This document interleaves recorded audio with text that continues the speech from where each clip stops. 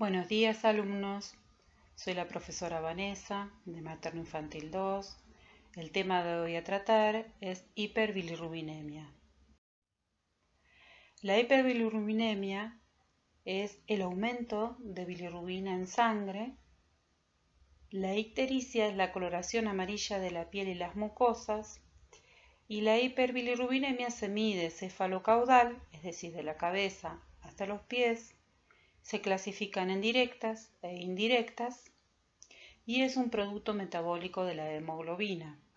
Veremos más adelante cómo es este mecanismo.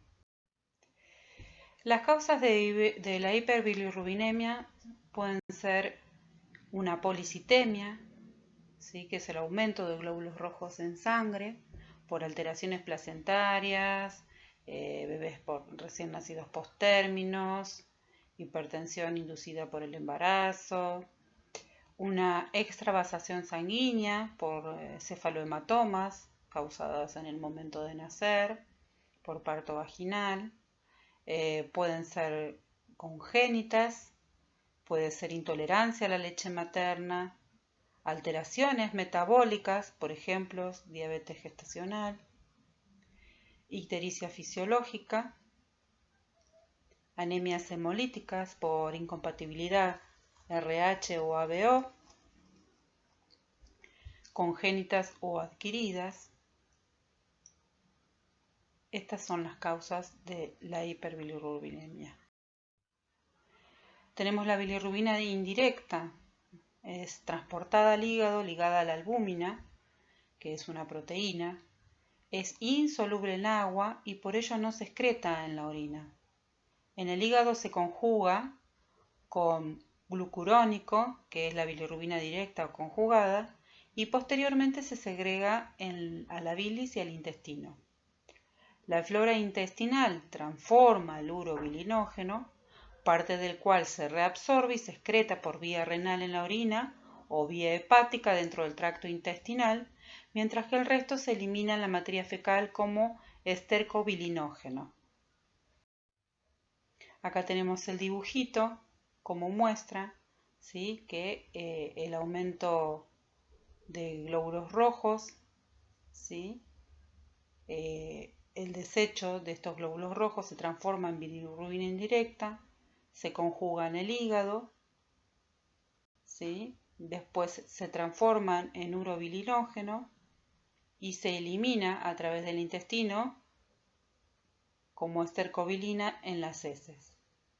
Y luego a través del riñón se elimina en la orina. La bilirrubina sérica en sangre se concentra normalmente en la forma no conjugada, lo que refleja un equilibrio entre la producción y la excreción hepatobiliar. También llamada no conjugada. La no conjugada es tóxica para los tejidos. ¿Por qué? Porque atraviesa la barrera hematoencefálica y no es posible su eliminación si no es por medio, como vamos a ver después, de la luminoterapia. La bilirrubina directa, las causas son la hepatitis neonatal, atresias biliares extrahepáticas, malformaciones de la vía biliar, quistes en el colédoco y tener más de una semana de vida. La bilirrubina directa es conjugada, es decir, que después de separarse de la albúmina, penetra en la célula hepática donde se conjuga con el ácido glucurónico por acción de glucoriltransferasa. El poder identificar cuál de las bilirrubinas está elevada, directa o indirecta, nos permite definir si el problema está antes o después del hígado. La bilirrubina directa se ve aumentada en obstrucciones biliares o colestasis, por un cálculo o piedra en la vesícula, en tumores hepáticos o de cabeza de páncreas, en estrechamiento de los conductos biliares, en colestasis inducidas por medicamentos, en los síndromes de Dubin-Johnson y de Rotor o en hepatitis y cirrosis. No es tóxica, no atraviesa la barrera hematoencefálica y puede ser eliminada a través de la orina y de las heces. Este es un cuadro comparativo que va a ayudar un poco para entender cuándo es directa la bilirrubina y cuándo es indirecta. Es un cuadro comparativo que nos puede ayudar para estudiar y entender mejor. La bilirrubina indirecta, también llamada no conjugada, es tóxica para los tejidos, atraviesa la barrera hematoencefálica, es liposoluble, significa que es soluble en grasas, y no es posible su eliminación si no es por medios como, por ejemplo, la luminoterapia. Y la bilirrubina directa, también llamada conjugada, no es tóxica, no atraviesa la barrera hematoencefálica, es hidrosoluble, es decir, que se disuelve en agua y puede ser eliminada a través de las heces y la orina. Comúnmente en los recién nacidos esta es la más común. ¿Cuáles son los factores predisponentes para que este recién nacido tenga hiperbilirrubinemia? Mayor volumen de eritrocitos, menor sobrevida del glóbulo rojo, eritrocitos envejecidos, pobre ingesta, intolerancia a la leche materna, insuficiencia hepático-biliar, insuficiencia de la función hepática, presencia de sangrado, infecciones, hematomas y otros. La ictericia fisiológica está presente en la mayoría de los recién nacidos. Este tipo de ictericia obedece a la inmadurez del hígado de los lactantes que procesa la bilirrubina lentamente. Generalmente aparece entre el segundo y cuarto día de vida y desaparece cuando los bebés tienen 1 o 2 semanas. Los recién nacidos fabrican más bilirrubinas que los adultos, porque renuevan más a menudo de los glóbulos rojos. El hígado de los recién nacidos todavía se está desarrollando y esa inmadurez no les permite eliminar la cantidad adecuada de bilirrubina en sangre. El recién nacido produce entre 8 a 10 miligramos kilo día de bilirrubina, 2 o 3 veces más que el adulto. Y los intestinos de los recién nacidos reabsorben una cantidad demasiado elevada de bilirrubina antes de eliminarla a través de las heces.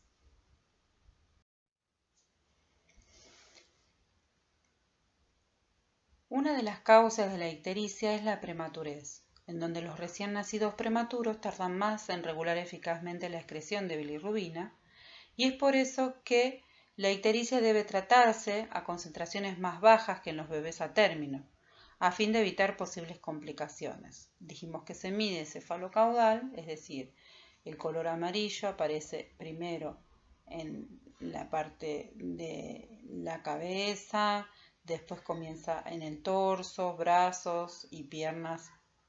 Cuando está todo el cuerpo significa que tiene una alta concentración de bilirrubina. Es por eso que tienen ese color amarillo.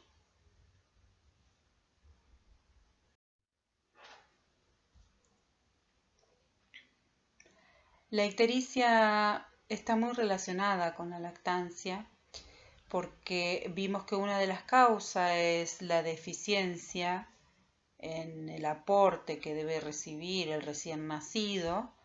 Es por eso que hay que controlar cuántas veces al día toma el pecho. No debe restringirse a la madre, la toma del pecho debe ser a libre demanda, pero también hay que ver los factores que ya vimos con anterioridad, las distintas situaciones que se pueden presentar para que el bebé no succione, o un bebé inmaduro en la succión, o una madre que no tiene técnica, que no sabe cómo amamantar. Entonces la madre dice que sí, que se está alimentando, pero cuando nosotros vamos a verla no se está alimentando. Entonces, ¿cómo nos damos cuenta? Y bueno, se hace pis, se hace caca, en el peso, cuánto peso desciende, si tiene un descenso menor al 10%. Estamos hablando de un bebé que está alimentándose correctamente. Dijimos que la ictericia puede ser por hipoaporte, y una de ellas tiene que ver con esto, ¿sí?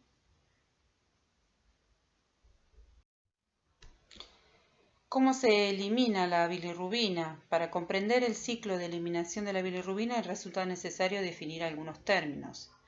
¿Qué es la bilirrubina total? Que es el resultado de la bilirrubina indirecta más la bilirrubina directa. Y la bilirrubina indirecta es la bilirrubina que circula libre en el plasma. Tiene la característica de ser liposoluble, como vimos antes, que se disuelve en grasa, y también se denomina no conjugada y en el organismo no la puede excretar. Entonces puede producir, como es tóxica, encefalopatías.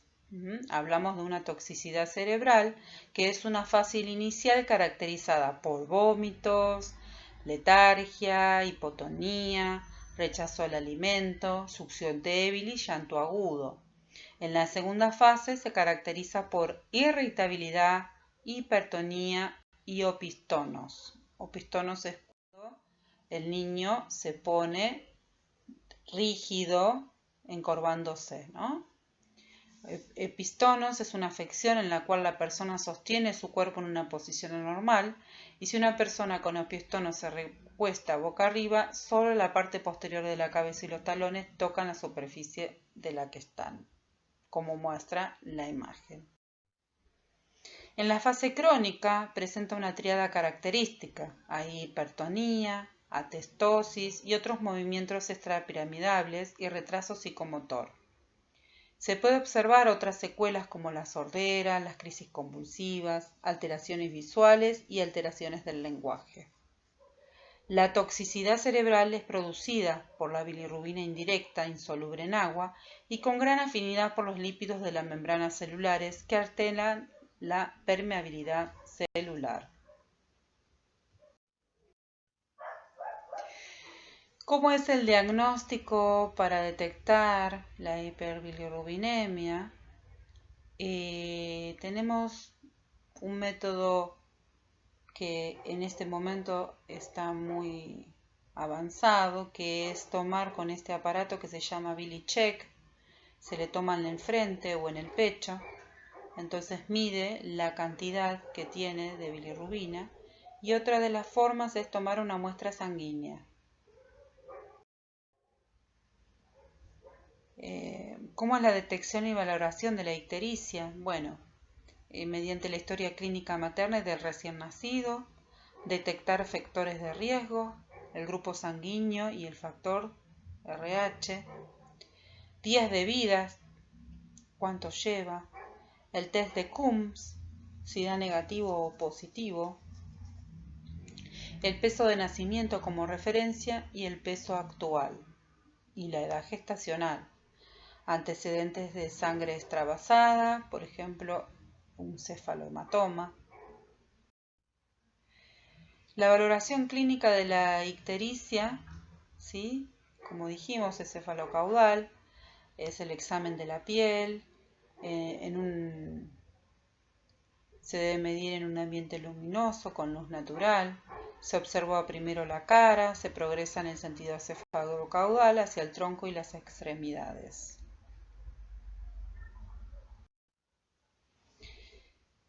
El tratamiento para la hiperbilirrubinemia es la exsanguinotransfusión cuando supera los valores esperables que no se pueden resolver con la luminoterapia.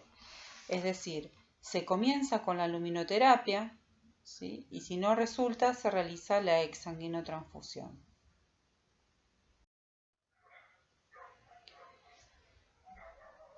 ¿En qué consiste la luminoterapia? Consiste en convertir la bilirrubina presente en los capilares superficiales y en el espacio intersticial en isómeros hidrosolubles para ser excretados, salteando la etapa de conjugación por parte del hígado, es decir, transforma las liposolubles en hidrosolubles. ¿Qué es la exsanguinotransfusión? Es un método rápido y efectivo. Cuando la fototerapia no ha tenido éxito, se realiza la exsanguinotransfusión. y es un procedimiento para transferir al recién nacido sangre de un donante. Gracias por compartir esta parte con nosotros. Nos volveremos a ver.